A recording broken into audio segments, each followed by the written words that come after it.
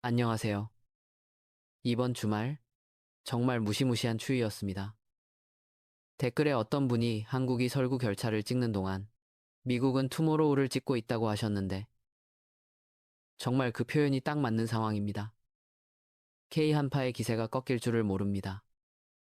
도대체 이 지긋지긋한 추위 언제 끝나는지, 그리고 우리 지역은 내일 어떨지 궁금하실 겁니다. 결론부터 말씀드리면 내일 월요일 딱 하루 하프타임이 찾아옵니다. 잠시 숨을 고르는 시간이죠. 하지만 화요일부터는 더 강력한 후반전이 시작됩니다. 오늘 영상은 15분 정도 깊이 있게 준비했습니다. 현재 한반도를 둘러싼 기압 배치부터 시작해서 서울부터 제주까지 대한민국 10대 도시별 상세 예보, 그리고 이 긴 추위가 우리 생활에 미치는 영향까지 하나하나 짚어드리겠습니다. 먼저 오늘 아침 상황부터 복귀해 보겠습니다. 1월 25일 오늘 새벽 강원도 평창 면호는 영하 23도를 기록했습니다. 서울 노원구도 영하 3도까지 떨어졌습니다. 말 그대로 냉동고 속에 들어와 있는 기분입니다. 지금 동해상에는 심상치 않은 녀석이 자리 잡고 있습니다. 바로 이시카리 저기압입니다. 홋카이도 서쪽 이시카리만에서 발생한다고 해서 붙여진 이름인데 별명이 겨울철의 작은 악마입니다. 크기는 작지만 눈 중심이 태풍처럼 뚜렷하고 엄청난 폭설과 강풍을 동반합니다. 지금 울릉도와 독도의 대설특보와 강풍특보가 동시에 내려진 원인이 바로 이 작은 악마 때문입니다. 자, 그럼 이번 주 날씨 흐름을 축구 경기에 비유해서 설명해 드리겠습니다. 지난 1월 20일부터 시작된 1차 한파. 이제 전반전 종료 휘슬이 울리기 직전입니다. 내일인 1월 26일 월요일은 하프타임입니다. 동해상의 저기압이 일본 쪽으로 물러나면서 우리나라 주변의 등압선 간격이 잠시 넓어집니다. 지난 일주일간 귀가 얼얼하게 불어대던 칼바람이 내일 하루는 잠잠해질 것으로 보입니다. 하지만 이게 끝이 아닙니다. 휴식 시간은 딱 24시간입니다. 모레인 1월 27일 화요일부터 다시 한파 후반전이 시작됩니다. 저기압이 완전히 빠져나가고 나면 우리나라 서쪽엔 고기압, 동쪽엔 저기압이 자리 잡는 전형적인 서고동저 기압 배치가 완성됩니다. 등압선이 다시 수직으로 꼿꼿하게 섭니다. 이건 북쪽의 시베리아 찬 공기가 고속도로를 달리는 스포츠카처럼 다시 한반도로 쏟아져 내려온다는 뜻입니다. 보통 한파는 사만사온이라고 해서 3일 춥고 4일 따뜻해야 하는데 이번 추위는 2주 가까이 이어지는 롱런 한파입니다. 정말 보기 드문 현상입니다. 그럼 이제 여러분이 가장 궁금해하시는 내일과 모레 주요 10대 도시별 상세 날씨를 살펴보겠습니다. 내가 사는 곳은 어떤지 귀 기울여 들어주시기 바랍니다. 첫 번째, 서울입니다. 내일 아침 최저기온 영하 9도, 낮 최고 영하 1도 예상됩니다. 월요일이라 바람은 좀 잦아들겠지만 여전히 춥습니다. 특히 화요일부터 다시 바람이 강해지면 체감온도는 영하 15도 아래로 곤두박질 칩니다. 한강 물이 얼었는지 묻는 분들이 계셨는데 가장자리는 이미 결빙이 시작되었습니다. 출근길 보온에 각별히 신경 쓰셔야겠습니다. 두 번째, 인천입니다. 바닷가라 바람이 서울보다 매섭습니다. 서해상에서 만들어진 눈구름이 살짝 스칠 가능성이 있습니다. 인천공항 이용하시거나 영종대교 건너시는 분들은 갑작스러운 돌풍에 주의하셔야겠습니다. 세 번째, 수원과 경기 남부입니다.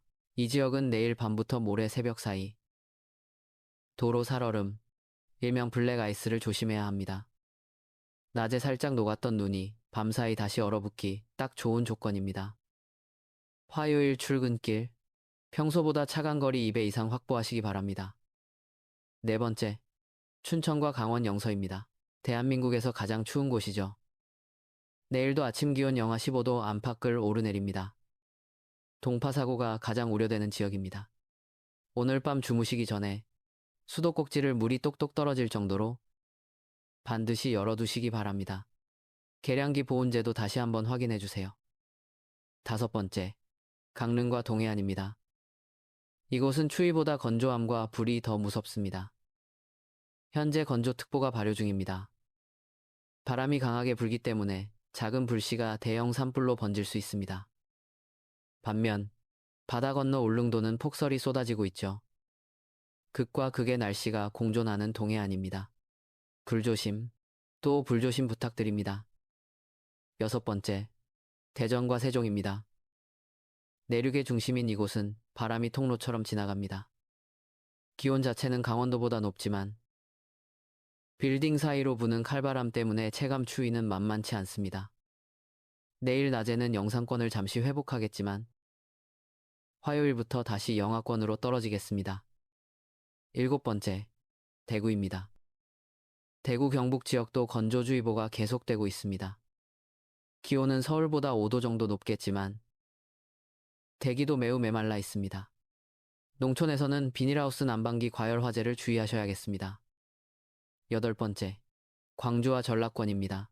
서해안을 따라 눈이 날릴 수 있습니다. 서해상에서 만들어진 눈구름 유입의 영향을 가장 먼저 받는 곳입니다. 화요일부터 다시 찬 공기가 내려오면 호남 서해안에는 꽤 많은 눈이 쌓일 가능성이 있습니다. 농작물 냉해 피해 없도록 대비하셔야겠습니다. 9번째, 부산과 울산입니다.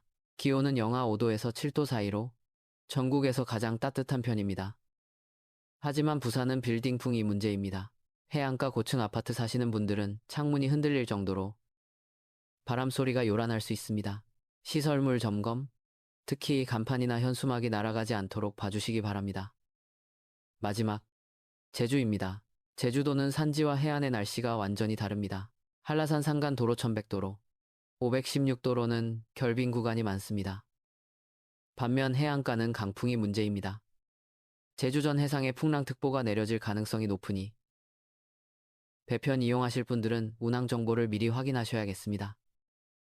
이렇게 전국이 꽁꽁 얼어붙었는데 도대체 왜 이번 추위는 이렇게 길까요? 근본적인 원인은 폴라 보텍스, 즉 북극 소용돌이의 붕괴에 있습니다. 원래 북극에 찬 공기를 가둬두는 댐 역할을 하는 제트기류가 튼튼해야 하는데 이게 힘을 잃고 뱀처럼 구불구불해지면서 댐이 무너진 겁니다. 무너진 댐에서 흘러나온 찬 공기 덩어리 2개가 하나는 우리 한반도로, 다른 하나는 지구 반대편 미국으로 쏟아졌습니다. 지금 미국은 체감온도 영하 40도, 말 그대로 재난 영화 상황입니다. 우리나라의 추위도 힘들지만 전 지구적으로 기후가 비명을 지르고 있는 셈입니다. 하지만 이 추위 속에서도 긍정적인 면을 찾아보자면 농민 여러분께는 희소식이 하나 있습니다. 댓글에도 있었지만 날씨가 추우면 그의 농사는 풍년이라는 말이 있죠. 과학적인 근거가 있습니다. 땅속 깊이 숨어있던 해충들이 이번 강력한 한파에 얼어 죽습니다. 소나무 재선충이나 생태계 교란종인 뉴트리아 같은 유해 생물 개체 수도 자연스럽게 조절이 됩니다. 올해 농사, 병충해 걱정은 조금 덜으셔도 될 것 같습니다. 부디 가을의 풍년으로 이어지기를 간절히 기원합니다. 이제 마지막으로 향후 전망과 당부 말씀드립니다. 기상청 중기예보를 보면 이번 추위는 입춘 직전인 2월 3일 화요일까지 이어질 것으로 보입니다. 서울 낮 기온이 영상 3도로 회복되는 그때까지 앞으로 일주일은 더 버텨야 합니다. 입춘 2월 4일이 되면 거짓말처럼 봄 기운이 찾아올 겁니다.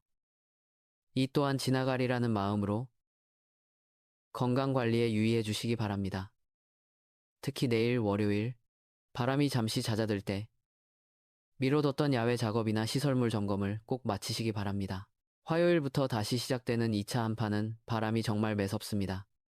저는 내일 아침 태풍급 저기압 이동 경로와 새로운 기상 데이터를 가지고 다시 찾아오겠습니다. 추운 날씨, 마음만은 따뜻하게 보내시길 바랍니다. 구독과 좋아요는 정확한 예보를 만드는 데 큰 힘이 됩니다. 감사합니다.